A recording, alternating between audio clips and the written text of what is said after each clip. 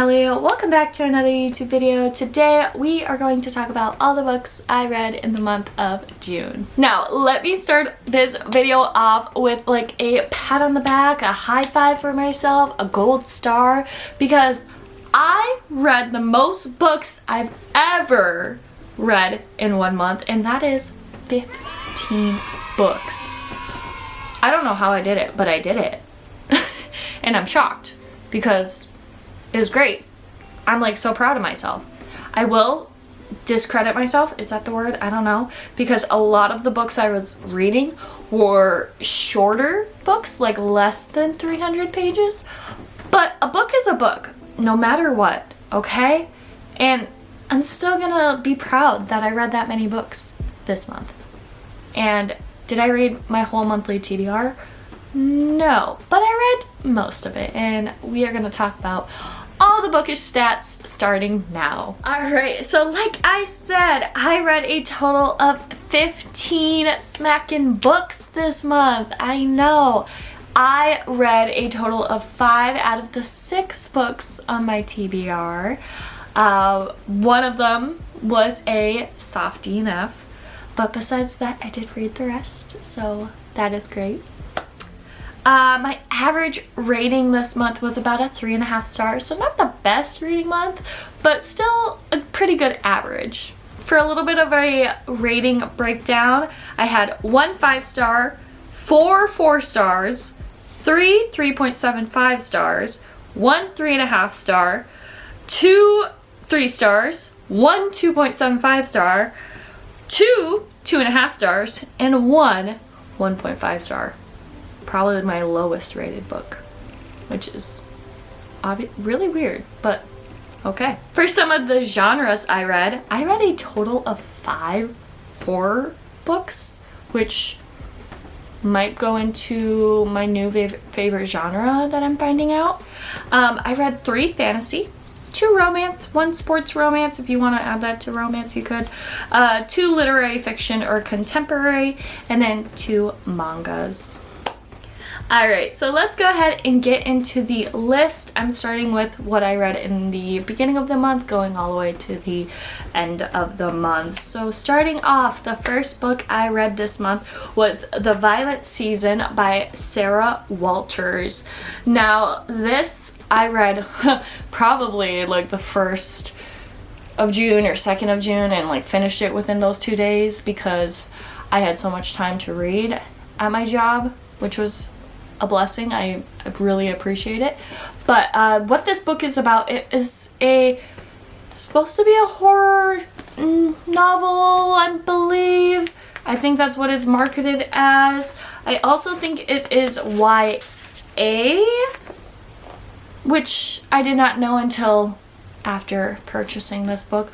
But if you don't know what The Violent Season is, it's about every year around November, people in Wolfridge are overwhelmed with hunger of violence. And last fall, Wyatt Green's mother was brutally murdered, and she feels that there's this virus or sickness that goes around and is causing these violent things to occur in the town. And she kind of talks about this with her best friend, who is named Cash, who also happens to be the boy she can't stop wanting no matter how much he hurts her. So like a toxic situation. She also kind of gets involved with Porter, and Porter's another guy that she like works with at a school project, and Cash is not the biggest fan of him, and he's not the biggest fan of Cash, so there's kind of like a beef between them. But from my memory of this, what I was expecting did not happen, and I was pretty much bored because I wanted spooky, creepy, eerie stuff to happen, but that's not really what happened. I also felt that the pacing was slow, and I was just expecting a lot more from this. So starting the month off with this book, this was a 2.5 for me. So just because I was expecting horror and gore and something like, I was expecting a lot from this, and I didn't get a lot. So started the month off with this, and this was a 2.5. The next book that I read at the beginning of the month was Days at the Murasaki Bookshop by Satoshi Yagasawa. This was a library book, so I don't have it, obviously, but I read it. And I wanted a shorter story, translated fiction. I was going for the vibes of If Cats Disappeared from the World. I read that earlier this year, and I absolutely loved it. And I wanted similar vibes of that. Just something emotional, yet short, and something that is going to stick with me. So I picked up this book because this is what Goodreads recommended, or Google, or whatever. I'm pretty sure I looked at Goodreads for like some recommendations. And what this book is about, it's a little bit about new beginnings, human connection, and the joy of reading. Hidden in Jimbocho, Tokyo, is a book lover's paradise. On a quiet corner in an old wooden building lies a shop filled with hundreds of secondhand books. 25-year-old Takako, I think is her name, has never liked reading. Although the Murasaki Bookshop has been in her family for 3 generations, it is the pride and joy of her uncle Satoru, but who has devoted his life to the bookshop since meeting his wife Momoko, who had left him 5 years earlier. When Takako's boyfriend reveals he's marrying someone else, she reluctantly accepts her eccentric uncle's offer to live rent-free in the tiny room above the shop, hoping to nurse her broken heart in peace. Takako is surprised to encounter new worlds within the stacks of books lining the Murasaki Bookshop. As summer fades to autumn, Satoru and Takako discover that they have more in common than they first thought. The Murasaki Bookshop has something to teach them both about life, love, and healing, the healing power of books. My goodness, I struggled reading that. But reading that summary, I was like, okay, this is going to be perfect. It feels a little cozy. I want a story that's emotional, and I feel like with Takako's healing journey, I was going to get some of that, which I did a little bit. I liked her little story. I don't think the emotional depth was there. I wasn't really connected with our main character. I will say it was enjoyable. I liked the vibes. I could really visualize their little bookshop and like the little street that they were on, because they would go down to like a cafe, and like it sounded amazing. I was like, let me go to this place. It sounds beautiful and like somewhere I would want to enjoy my days, but wasn't as emotionally depth as I wanted. So I gave this a 3 out of 5 stars, which is a pretty like solid rating for a book. I liked the vibes. I liked the setting of our story in Japan. I could really visualize, and I will say there was a lot to deal with, like human connection and like realizing like, hey, my eccentric uncle that I like haven't seen in years isn't like this type of guy. He's like this because I actually got to know him and I connected with him. So I did enjoy that fact of this story. Book number 3 that I read this month was Nothing But Blackened Teeth by Cassandra Khaw. Now, I believe what I was looking for during this time was something along the lines of a horror novella, and I wanted something like that because the previous month in May I read the book Hard Luck Jenny. I randomly picked that up at like my library because it was on like the new fiction shelf, and for some reason like that book was just like such a wild ride. Not that it was good but it was just so interesting and like a wild ride, like I said. So I wanted something like that, just short story horror where it's like gets to the point right away, and I picked up this because this was like a highly recommended book. What the story follows, it's a creepy haunted house tale steeped in Japanese folklore. So this mansion stands abandoned, its foundations resting on the bones of a bride, its walls packed with the remains of the girl sacrificed to keep her company. And basically this group of friends go there to celebrate a wedding, and things go dark real quick, and relationships are tested, and I'm pretty sure I read this in a day because of how short it was. I'm pretty sure it was like less than 200 pages. I blasted through it basically.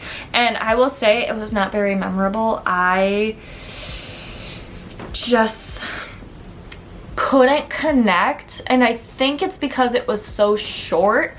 I couldn't connect with our characters. There felt like there was no depth to them, but then again, it could be because it's a shorter book. This was my least favorite book of the month, and if I'm thinking back, I don't remember much from it. This was a 1.5 star because I think I had too high of expectations of what I was expecting when I see haunted house, but also Japanese folklore, but I got something completely different. I found that the writing was a little difficult to understand in this story, and the horror in the story didn't really connect with me, or I just like didn't impact me as I wanted it to. Because when I think horror, I think I should have nightmares. And I wasn't getting nightmares. Even though I will give credit to the cover. The cover is very creepy, and that's kind of what made me gravitate towards it, because the cover of this is spooky. So that was that. I never thought I would rate a book a 1.5. But I did. Up next, I read Everlast by Neal Shusterman. He's the same guy that wrote Scythe, which I have not read, but I'm pretty sure this is a YA or middle grade book. This is part of the Skinjacker trilogy. What it's about these two kids. One is named Nick, one is named Allie. They get into a car accident, they both pass away, and they find out that they're caught in the halfway between life and death, which is kind of like this limbo area, or what is known as the Everlost. And they meet some really quirky characters throughout the book, and they meet good people, and I shouldn't say people, they're kids, because in Everlost it's just children. So it kind of gave like Peter Pan vibes, because like Neverland, but Everlost. Okay, well, maybe that's why that's called that. I'm just making that connection now. But they are kind of exploring this world and trying to figure out their purpose of being there. So they meet a lot of different other kids, some good, some evil, some older, meaning like teenagers, some are younger. It was just like a fun ride. I don't know what I was expecting from this book, but it, like the back says, Neal Shusterman explores questions of life, death, and what might lie in between, and I think this book does its job. Now, will I continue the series? Probably not. I'm gonna be honest. I think the one book did its job. Overall, I did enjoy it. It wasn't my favorite. I don't think I'm gonna continue the series. I think the one book just was kind of good for me. Don't need to continue it. I liked our characters. I will say, Allie though, she was a bit stubborn in some cases, and I guess Nick was like the opposite end, where he was just way too like, not ditzy, I don't know what the word is, but like he just wasn't affected by being dead. Like he just was like, okay, yeah, and like, let's listen to this person because they rule the place. Like, you're not going to question why they rule or like their authority. I don't know. Not gullible. I can't think of the word, but they kind of were like polar opposites, and the fact that they were stuck together is kind of funny. But Allie was very stubborn in what she wanted and kind of rude to the people around her. But besides the point, I did rate this a 3 out of 5 stars. Kind of in the middle again. Maybe if I do find the second book, I would read it. But at this point in time, I don't think I'll continue this series. Up next, I read One Italian Summer by Rebecca Searle. Now, I really wanted to read this book because, of course, it's a summer-esque book, okay? This has to do with Katie Silver. Her mother dies, and her mother was like her best friend, like someone she did everything with, and everything about Katie is with her mom because, again, they were like two peas in a pod, basically. But her mother passes away, and they were supposed to go on this trip to Italy, but obviously it's a one-person trip now. Katie still decides she's gonna go on this trip, And as she's on this trip, she sees her mother in the flesh while she's there. But her mother is not old. Her mother is like 30 years old and is like suntanned and like beautiful and living her best life type deal. So she doesn't want this version of her mom to know that she is her daughter. So she just like befriends her and like gets to know her. And I totally forget that like Rebecca Searle writes like magic realism type books. So this definitely, I mean, I didn't do my research obviously, but I thought she was going through a psychosis. I'm gonna be completely honest. I thought she was going through a psychosis in this book. But nope, it was just magic realism, okay? It says it's a transcendent novel about how we move on, about great loss, and how the people we love never truly leave us, which I can agree. But there were some things that happened in this book that gave me the ick, okay? I loved, don't get me wrong, I loved the Italian summer atmosphere, the setting. It was beautifully described. I was like, wow, I wish I was there. Things that happened in this book with our main character, Katie, I was like kind of wanting to pull my hair out because I was like, what are you doing? And are you going through a psychosis? That was my biggest thing. I was like, girl, she's going through a psychosis. Like, she's going crazy. Totally forgot it's magic realism.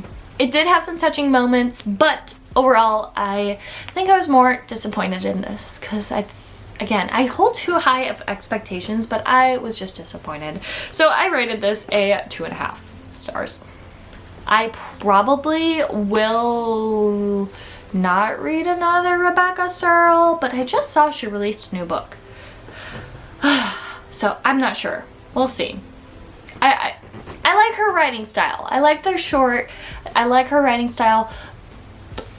But the plots of her books, I'm just kind of like, eh.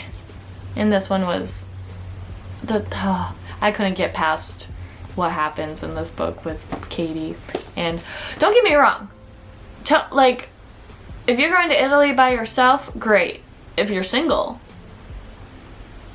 But if you have a husband who it sounds supportive and like wants to help you through this, why are you leaving him in the dark?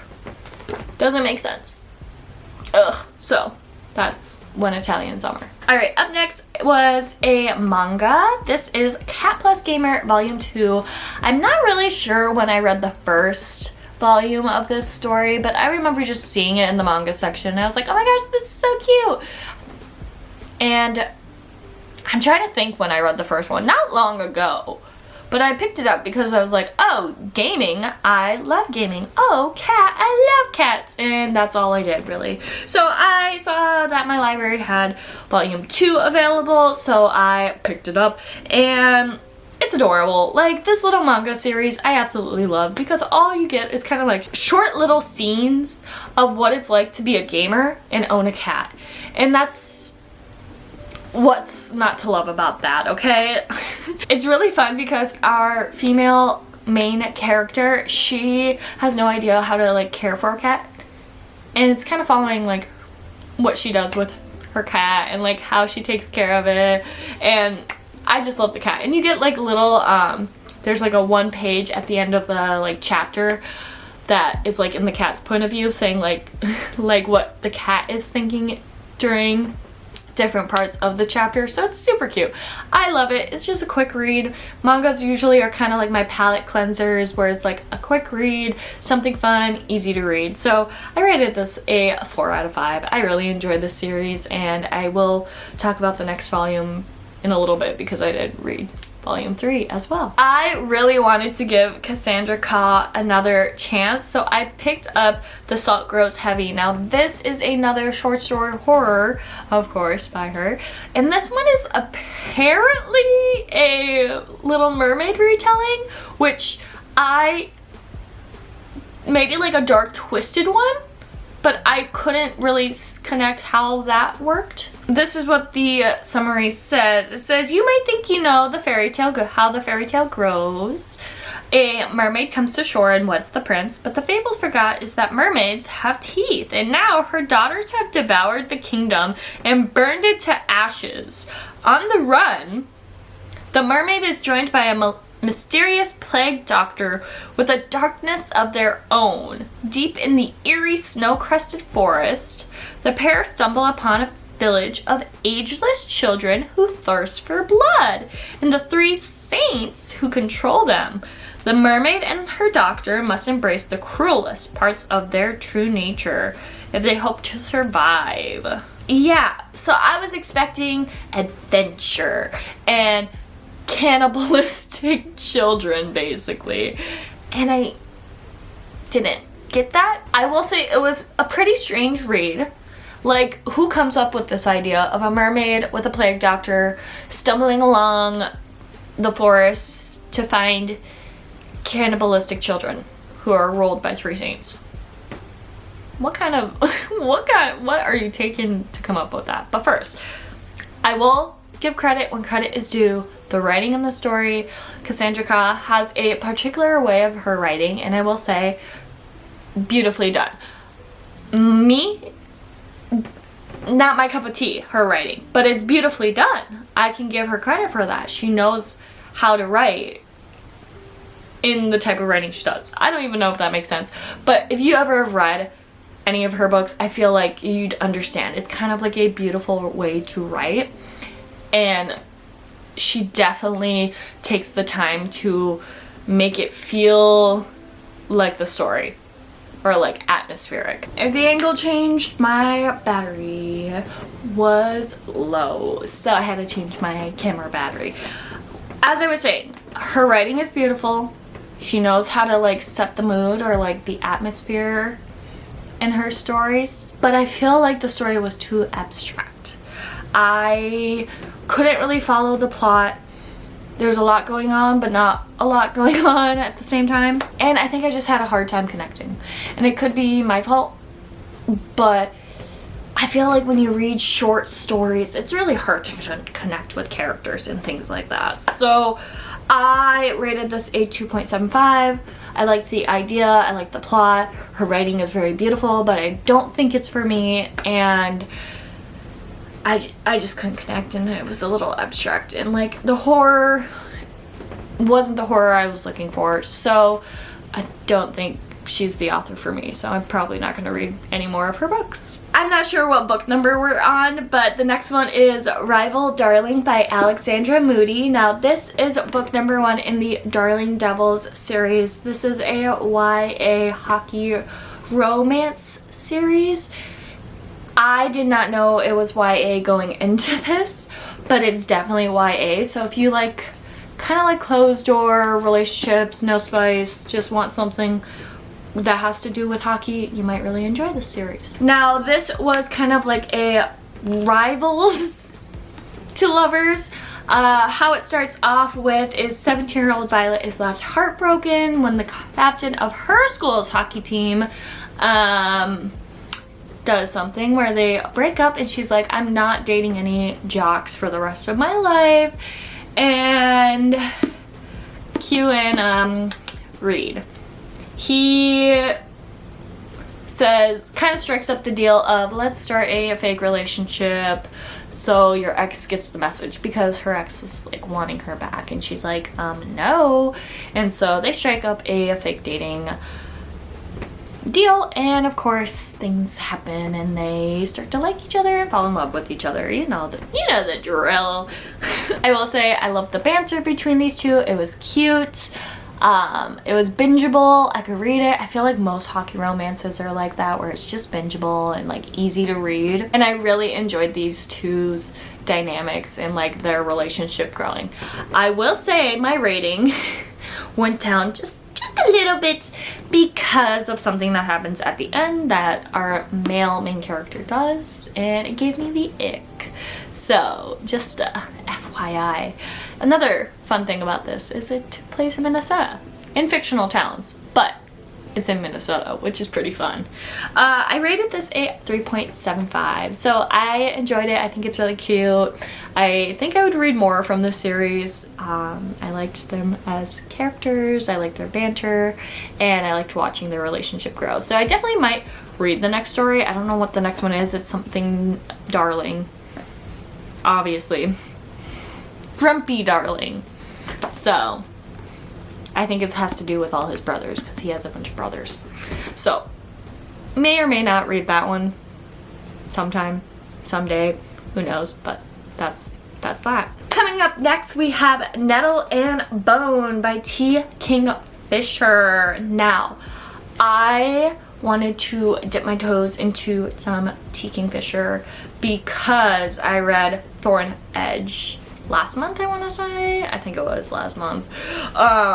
And I know Heather McLary loves T. Kingfisher, and I think I was a little inspired by her, and I wanted to read some more. So I picked up Nettle and Bone at my local library. This is like a dark fairy tale with some pretty memorable characters and a little bit of a found family because of our quirky characters that we have. We had a balance of like this dark kind of fairy tale-esque vibe with some humor in it, which kind of pushed the plot for the story, which I really liked. And I will say this one did feel a little slow and a little more difficult for me to read, but it could also be because I was like reading books left and right, and like having some type of fairy tale fantasy was probably not the best choice, but I wanted to read it regardless. I also loved the vibe of like this group of different characters,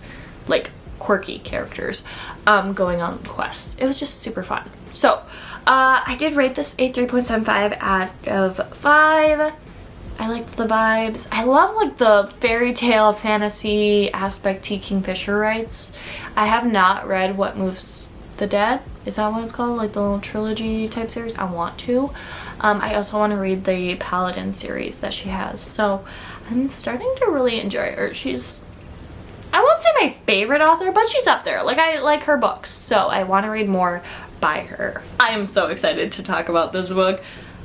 I read Atmosphere by Taylor Jenkins Reid, and oh my gosh, I'm hitting myself in the head because I have no words for this. I'm literally looking at it and I'm going to cry because this book was my 5-star of the month, 6-star, 7-star, 8-star, to the moon star, because, get it, because they're astronauts. I loved this book. I don't know what I was expecting going into it, but by the end I was sobbing. The characters I loved. I loved Joan. I loved feeling as if I was in the room with these characters, and I connected with them so fast.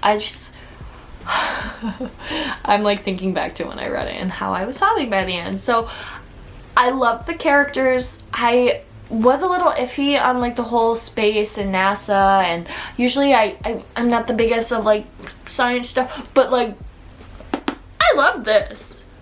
They're talking about rockets and stuff, and I'm like, yeah, I get it. Do I? Not really, but I loved it. I loved it. If you don't know, Atmosphere is a love story. We have our main character, Joan.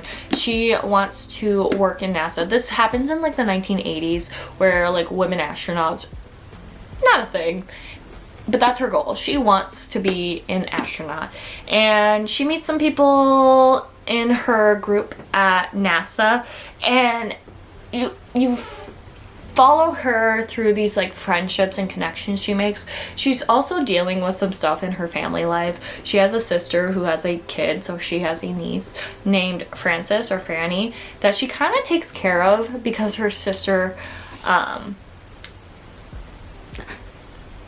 I don't know how to explain her sister, but because I don't want to spoil it, but her sister is, I think she's a younger sister, so she's younger sister vibes, if that makes any sense. She likes to, everything's handed to her on a silver platter type deal. So she has that dynamic with her family going on. She's ambitious. She has dreams. She is creating these connections and friendships, and It's a great story. I highly recommend this. I think I like this more than The Seven Husbands of Evelyn Hugo. That's my number 2 book now. This is my number 1. I really love Taylor Jenkins Reid's writing. This was beautiful. I loved it so much. So this is like I said, a 5-star, but literally like a 6-star. To the moon star. I loved this. What book number are we at? I have no idea. Anyone keeping count? Because I'm not, obviously.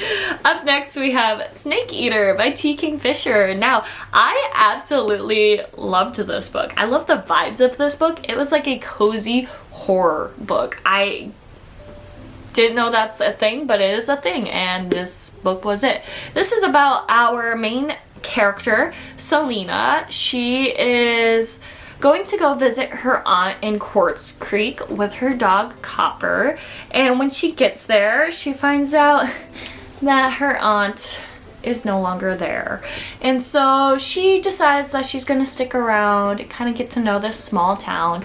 And the way that T. Kingfisher kind of sets up the scene of this town, I could like visualize perfectly like this little town where the post office, also the city hall, and also the fire station. It's just super tiny, and it's like everything's walking distance, and you have these like little huts and all that. And the time period, I'm pretty sure, is in the future, because they talk about some things that are like present day stuff, like the Obama administration, or they talk about a car, but they're like, that's like 100 years old, and I'm like, huh? 100? That's like not that long ago right now. So I like the way she set up this story. I like the cozy horror. We have these like gods that show up that are kind of like these spirits, and one of them is Snake Eater, which is this road runner that shows up in Selena's house in Quartz Creek, or I should say her aunt's house. And we kind of follow that little plot line of that, of like, why is Snake Eater here, and like, what does Snake Eater want? I loved the vibes of this. That was my main thing, is like, this was just so unique, and I loved it, and I just binged it, to be honest. This book definitely felt different than her previous books that I read, like Thorn Edge and Nettle and Bone, with like fairy tale fantasy. This was just like cozy horror loveliness. I loved it. So I rated this a 4 out of 5 stars. We're getting towards the end of the month, so I actually have the books, which is nice. House of Shadows by Darcy Coates. Now, I wanted to read a Darcy Coates book. I believe it was Heather McLary that's kind of the one who brought up this name, Darcy Coates, and I was like, let me read some of her books. Know nothing of her. I just know she writes kind of like horror, thriller, spooky books. So I found this at the library, obviously, as you can see. House of Shadows is part of a series. Now, what is the series? Is the series called something? I don't know if the series is called something. House of Shadows. It's just called the House of Shadows series. Okay. So what this is about is a girl named Sophie has to get unexpectedly married to this guy, Mr. Argenton, who is this wealthy stranger that's going to help her family get money because her family is having some money problems. And he says, like, you have to come live with me in my mansion in Northwood. And she goes, and she meets his family members, which is his aunt, his uncle, and his cousin. And they're kind of strange, and of course the mansion is like haunted. There's some like creepy stuff going on, and I loved it.